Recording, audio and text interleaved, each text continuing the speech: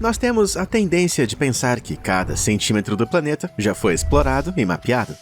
Por esse motivo, você pode ficar bem surpreso ao descobrir que ainda existem vastas áreas nesse mundo onde a civilização não chegou ainda. Desde a primeira tribo isolada, registrada pelas câmeras, até a verdadeira história por trás de como esse avião ficou coberto de flechas. Aperte o cinto e vem comigo investigar as últimas tribos isoladas da Terra.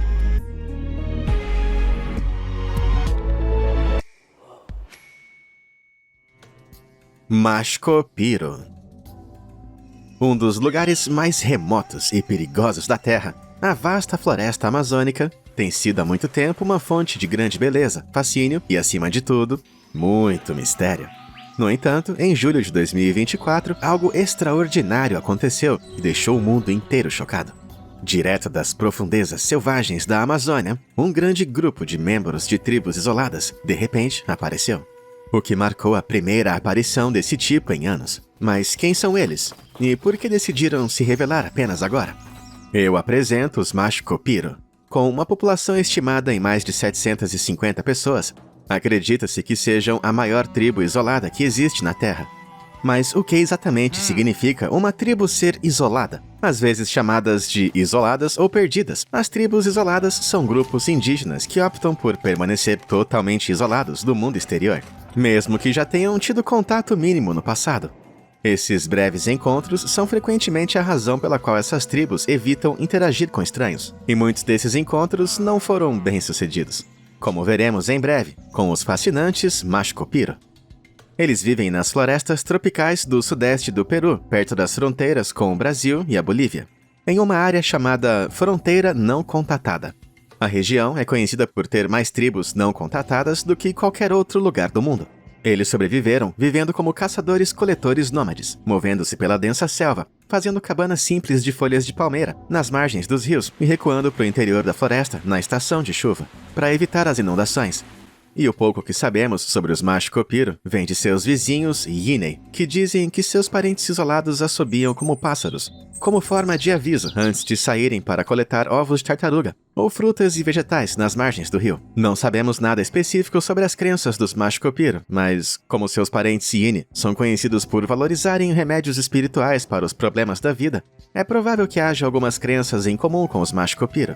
Embora os Machu Picchu vivam, sem dúvida, uma vida moldada pelos ritmos da selva, sua história está, com certeza, longe de ser pacífica. As origens do isolamento dessa tribo estão enraizadas em um dos períodos mais sombrios da história amazônica, a explosão da borracha no final do século XIX. Durante esse período, barões da borracha invadiram a região, escravizando tribos indígenas para coletar látex das seringueiras. Os membros dos Machu Picchu que conseguiram escapar da escravidão enfrentaram uma escolha brutal: serem subjugados ou apenas fugir. Escolhendo a liberdade, eles se retiraram para as partes mais remotas da selva, para escapar dos horrores das plantações de borracha e permanecerem lá desde então. Então, por que eles estão surgindo agora? Desde 2002, o governo peruano vendeu quase 200 milhas quadradas das terras ancestrais dos Machu Picchu para empresas madeireiras que estão rapidamente destruindo o santuário florestal dessa tribo. À medida que os madeireiros invadiram, os avistamentos dos Machu Picchu se tornaram mais frequentes, com essa última aparição registrada ao longo do rio Las Piedras, a poucos quilômetros dos locais de extração ativos. Para proteger suas terras, a tribo ocasionalmente entrou em alguns conflitos, o que resultou em algumas mortes, feridos e pessoas desaparecidas do lado dos madeireiros. Embora o governo do Peru tenha proibido oficialmente o contato com os Machu Picchu, organizações dos direitos humanos estão pedindo a interrupção total da exploração madeireira, sugerindo que o governo estabeleça uma zona protegida para salvar o lar e o habitat da tribo. Por enquanto, os Machu Picchu continuam lutando por sua sobrevivência, defendendo suas terras contra um mundo em constante avanço. Flecheiros.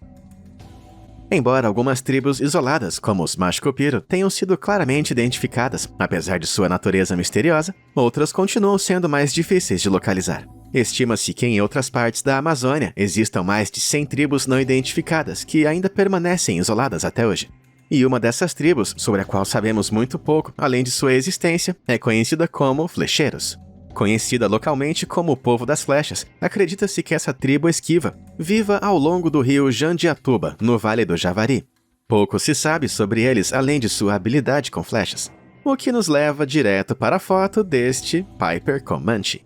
Será que as flechas poderiam realmente perfurar a parte interior de um avião? Parece improvável, mas talvez não seja tão impossível quanto parece. E será que os flecheiros foram os responsáveis? Bom, vamos dar uma olhada mais de perto. Primeiro, essas flechas são bem longas.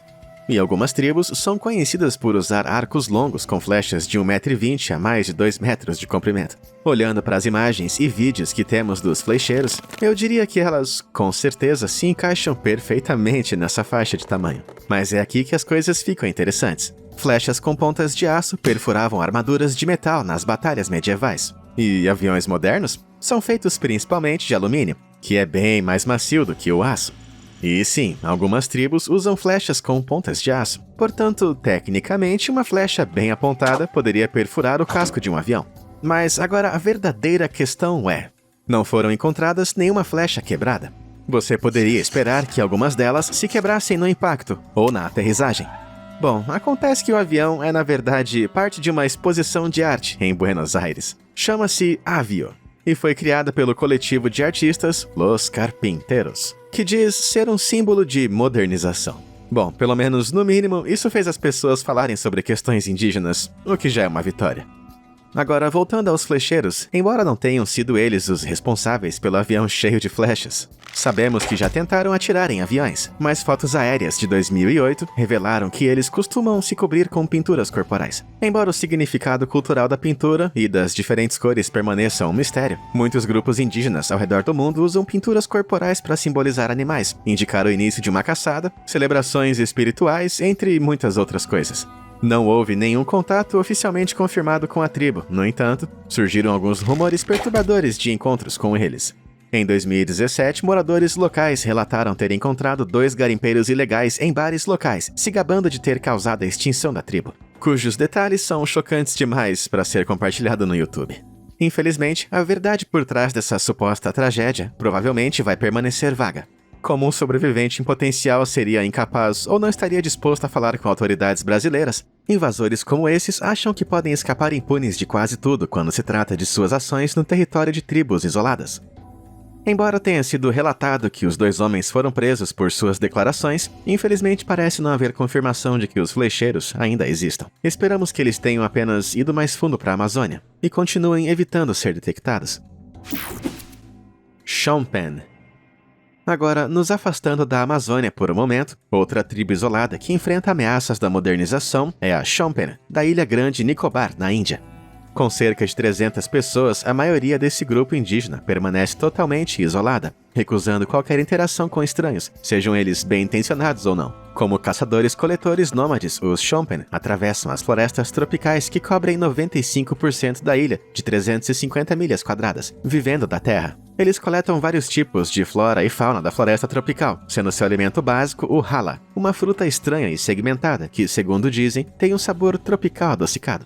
E a tribo também caça animais como macacos, porcos e até mesmo crocodilos. Já quanto às práticas culturais, os especialistas acreditam que os Shompen adoram a lua e que eles acreditam ser responsável pela criação de todo o universo. Embora alguns Shompen tenham contato ocasional com tribos indígenas vizinhas, a maioria permanece na floresta tropical e rejeita qualquer contato. As tentativas do governo indiano de chegar até eles muitas vezes terminaram em violência, com relatos que defenderam o território lançando lanças contra os invasores. Mas parece que o governo não está disposto a simplesmente deixar os Shompen em paz.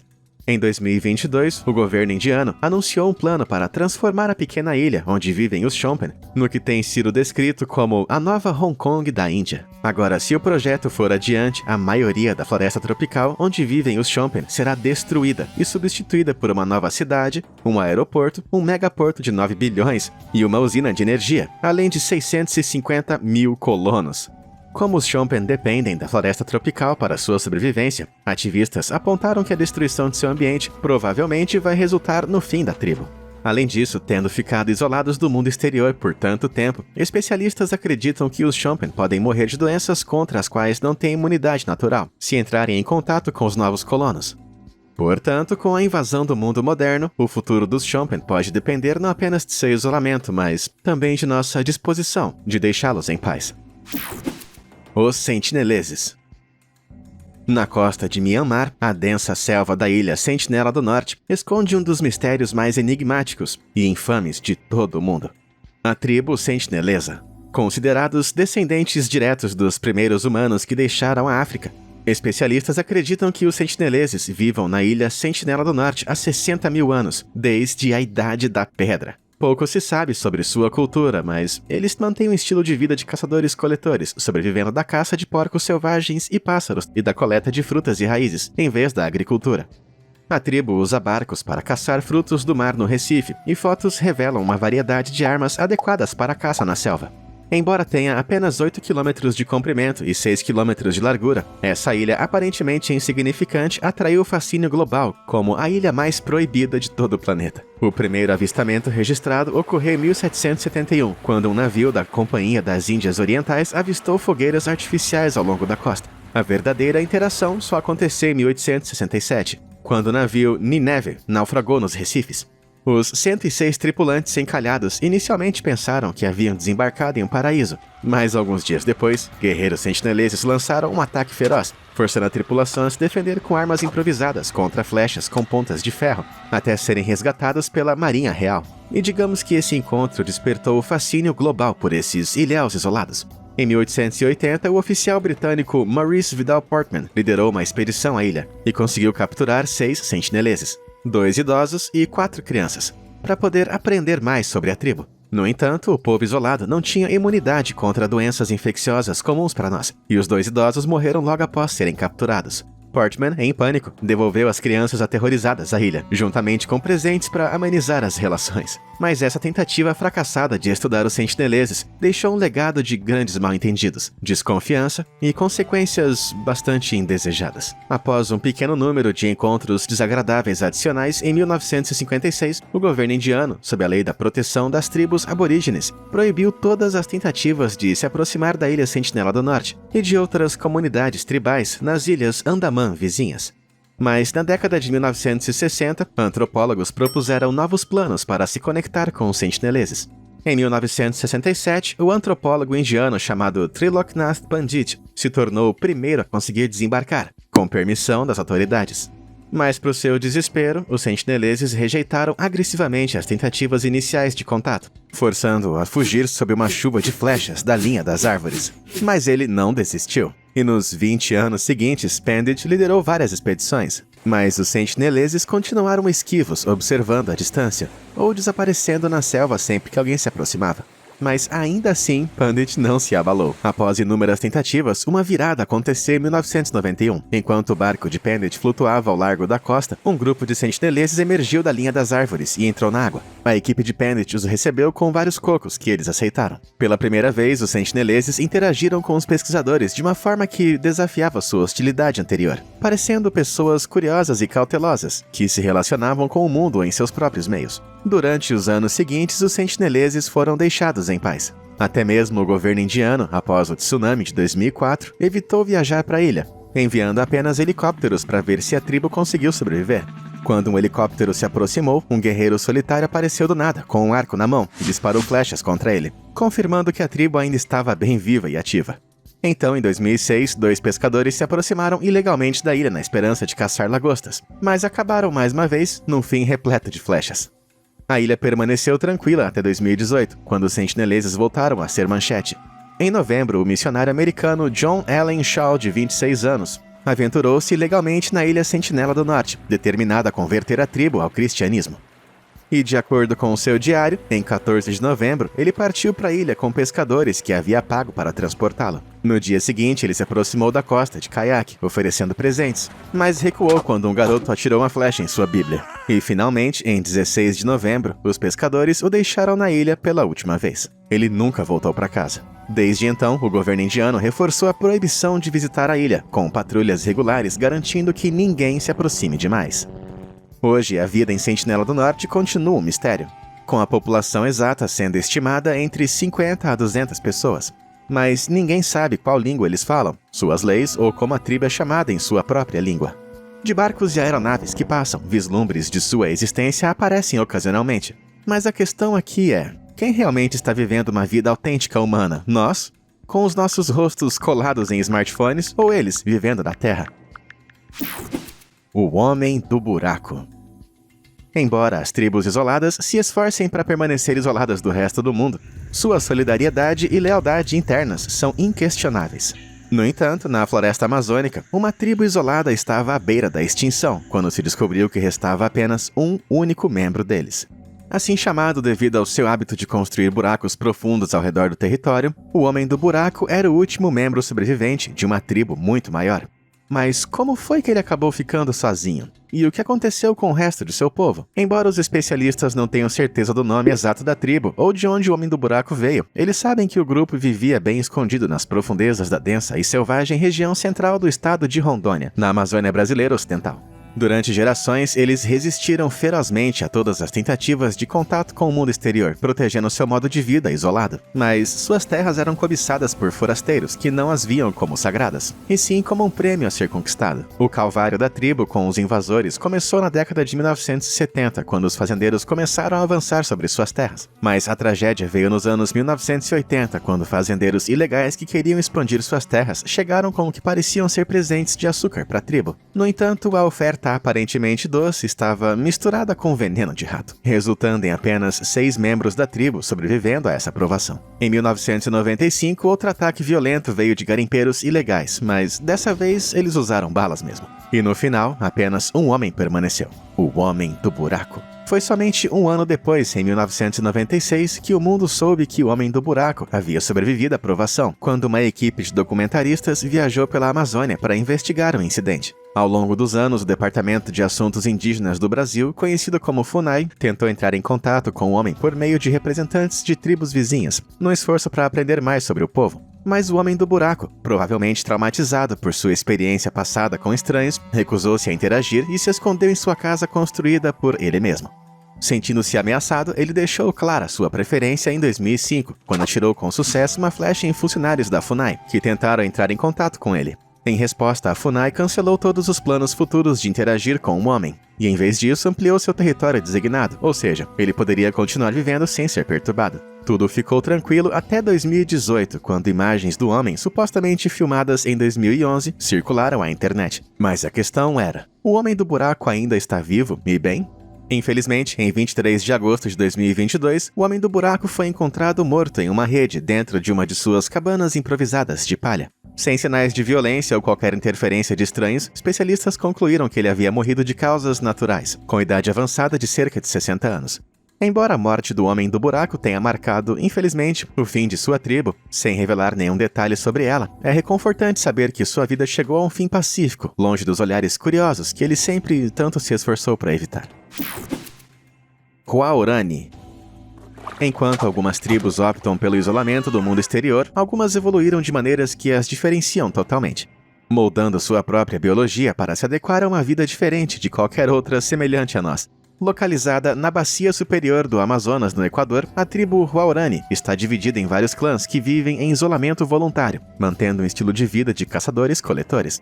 Os Huaorani caçam principalmente macacos e outros pequenos animais como sua principal fonte de alimento, subindo em árvores e usando lanças e zarabatanas com dardos envenenados. Devido à sua prática de longa data de subir em árvores, há evidências de que o povo Huaorani passa por adaptações fisiológicas nos pés, que se desenvolvem à medida que eles vão envelhecendo. Acredita-se que a exposição com os pés descalços a terrenos acidentados e a necessidade de subir constantemente em árvores achataram seus pés e espalharam seus dedos ao longo do tempo, para que eles tenham mais aderência. Além disso, já foi reportado que alguns Huaorani têm até 6 dedos em cada pé, assim como 6 dedos em cada uma das mãos. Essa peculiaridade genética pode ter se transmitido mais rapidamente em sua população relativamente pequena, de alguns milhares de indivíduos, e pode proporcionar mais estabilidade e possivelmente mais aderência para quem escala. Durante centenas de anos, os Huaorani conseguiram viver isolados do mundo exterior, sem nenhum contato confirmado. Isso até janeiro de 1956, quando 5 missionários cristãos americanos tentaram encontrar a tribo isolada dos Huaorani, com consequências no mínimo desastrosas. Inicialmente, os missionários lançaram presentes de um avião para estabelecer a boa vontade e montaram um acampamento ao longo do rio Curaray. Mas dias depois, guerreiros Huaorani atacaram e todos os 5 homens acabaram morrendo. Apesar do resultado trágico, o evento não marcou o fim dos esforços para estabelecer um contato amigável com os Huaorani. Várias esposas e parentes dos missionários voltaram mais tarde à área, na tentativa de continuar o trabalho de seus entes queridos. Com o tempo, as relações entre os Huaorani e o mundo exterior foram gradativamente melhorando. Hoje em dia, muitos Huaorani abandonaram seu estilo de vida nômade tradicional e agora vivem em assentamentos permanentes na floresta, embora ainda continuem com a prática de subir em árvores. No entanto, alguns subgrupos menores, como os Tagaeri e os Taromenani, no Parque Nacional de Yasuni, continuam rejeitando contato com o mundo exterior. Os esforços para chegar a essas comunidades isoladas muitas vezes levaram à violência, com mortes de pessoas de fora que eram vistas como ameaças pelas tribos, relatadas em 2003 e 2008. Embora o governo equatoriano tenha designado a parte sul do Parque Nacional Yasuni, em grande parte intocada como zona proibida em 1999, as tribos nômades e isoladas ainda continuam sem saber dessas fronteiras. Como resultado, eles podem, sem saber, entrar em território desprotegido a qualquer momento, com consequências potencialmente desastrosas. Moxi Hatatema. A vida cotidiana das tribos isoladas é frequentemente envolta em muito mistério, com apenas vislumbres limitados de como elas sobrevivem ao isolamento. No entanto, a conexão inadvertida de um grupo esquivo com o mundo exterior deixa vestígios suficientes para oferecer algumas pistas sobre seu estilo de vida. Essa imagem aérea, tirada em 2016, captura os raramente vistos Moxi Hatetema, um ramo isolado que nunca foi contatado da tribo Yanomami. Agora, o povo Yanomami reside na bacia do rio Orinoco, na floresta amazônica, que fica entre o sul da Venezuela e o norte do Brasil. Embora existam cerca de 45 mil Yanomami, eles estão divididos em várias comunidades, separadas de forma independente uma das outras. Os Yanomami tiveram contato com estranhos pela primeira vez nos anos 1940, quando o Brasil enviou equipes para estabelecer a fronteira com a Venezuela. E hoje, a maioria das comunidades mantém algum tipo de contato com o mundo exterior, com os Moxi Hatetema estando entre as raras exceções. Não apenas isso, mas os Moxi Hatetema também recusam contato com outros Yanomami. Apesar da existência isolada dos Moxi Hatetema, os especialistas inferiram alguns aspectos de suas práticas culturais a partir do que se sabe sobre a comunidade Yanomami em geral, começando pela arquitetura. Assim como os Moxi Hatetema, os Yanomami vivem em grandes recintos comunitários circulares chamados Yanos. Cada família tem sua própria lareira e espaço de convivência ao redor do Yanos, enquanto o centro é usado para atividades comunitárias como rituais e festas. A conexão dos Yanomami com o mundo espiritual também é vital para a sua vida cotidiana. Eles acreditam que cada pedra, árvore e animal abriga um espírito, alguns amigáveis e outros malignos. Para manter a harmonia com essas entidades, os xamãs Yanomami usam a medicina espiritual chamada Yakoana, o que induz um tipo de estado de transe.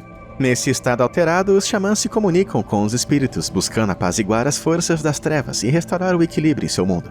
Como muitas tribos indígenas da América do Sul, o território dos Yanomami foi afetado pela invasão de garimpeiros, que identificaram suas terras como uma região rica em ouro. E, infelizmente, isso se estende aos Moxi Hatetema. Embora os Moxi Hatetema ainda rejeitem o contato, mesmo com outros grupos Yanomami, a comunidade Yanomami mais ampla que se envolveu com o mundo exterior continua a defender os direitos e o bem-estar de seus parentes que não foram contatados ainda. Esperamos que isso seja o suficiente para proteger seus parentes isolados. Corubo.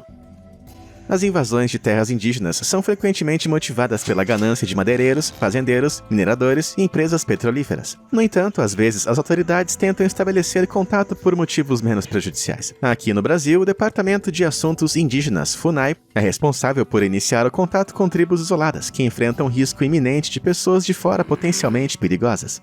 E os Corubos são uma dessas tribos. Assim como os flecheiros, os Corubo vivem nas profundezas do Vale do Javari, na Amazônia. No entanto, ao contrário do povo da flecha, a arma preferida dos corubos lhes rendeu alguns apelidos mais inquietantes. Os caceteiros, ou, ainda pior, os esmagadores de cabeças. Esses apelidos derivam do uso de longos bastões de madeira pela tribo. Agora, embora as estimativas da população corubo variem bastante, acredita-se que haja até 500 pessoas na tribo como um todo. No entanto, ainda existem alguns grupos menores que se isolaram do resto. Em 1996, a FUNAI soube que 24 corubos se separaram da tribo principal, e sem saber se mudaram para uma área invadida por madeireiros armados. Temendo o encontro perigoso, a FUNAI tentou entrar em contato para garantir a segurança deles. Depois de montar acampamento, a equipe esperou, sem saber se ou como os corubos iriam recebê-los, se com abertura ou agressividade. E após meses de incerteza, alguns Korubo emergiram cautelosamente da floresta para encontrar os forasteiros. E foi esse momento histórico que marcou o primeiro contato inicial pacífico e filmado com uma tribo isolada, sem feridos de nenhum dos lados. Desde então, alguns Korubo demonstraram disposição para interagir com os visitantes. Mais recentemente, em 2019, funcionários da FUNAI conseguiram fazer um breve contato com outro grupo pequeno de cerca de 34 pessoas que se isolavam do resto. Dessa vez, a tribo estava até aberta para receber vacinas, destacando uma mudança em sua interação com o mundo exterior. Para um povo tão isolado como esse, isso parece um sorriso bastante amigável, não é mesmo? Hongana Manyawa. Aninhados nas florestas tropicais da pequena ilha de Halmahera, os Hongana Manyawa, também conhecidos como Povo da Floresta, são uma das últimas tribos de caçadores-coletores da Indonésia. E embora muitos Hongana Manyawa tenham sido contatados desde a década de 1980, acredita-se que cerca de 300 a 500 membros da tribo ainda permaneçam totalmente isolados. O povo Hongana Manyawa é nômade e sobrevive montando acampamentos temporários, antes de seguir em frente e permitir que a área se regenere mais uma vez. E os Hongana Manyawa acreditam tradicionalmente que as árvores têm almas e emoções, assim como nós, humanos. Ou seja, eles evitam cortar árvores para construir abrigos e, em vez disso, usam galhos e folhas. Mesmo assim, quando precisam colher da raiz, eles realizam rituais especiais para pedir permissão às árvores antes de usar os seus recursos. Com certeza, para os Hongana Manyawa, a floresta é o centro de suas vidas, do nascimento até a morte. Quando uma criança nasce, a família planta uma árvore que cresce junto com ela, à medida que ela vai amadurecendo. No final de suas vidas, os restos mortais dos Hongana Manyawa são colocados dentro de suas árvores pessoais, em uma área especial da floresta, reservada para os espíritos. No entanto, sem o conhecimento da tribo, a terra que eles gostam de chamar de lar também é uma das maiores reservas mundiais de níquel, que é muito valorizado por seu uso em baterias de carros elétricos. A potencial destruição dessas árvores para limpar a terra para mineração é considerada uma grande violação do modo de vida da tribo. Essa filmagem raramente capturada, feita em 2021, mostra dois Hongana Manyawa brandindo suas armas desafiadoramente, enquanto observam invasores derrubarem parte da sua floresta sagrada.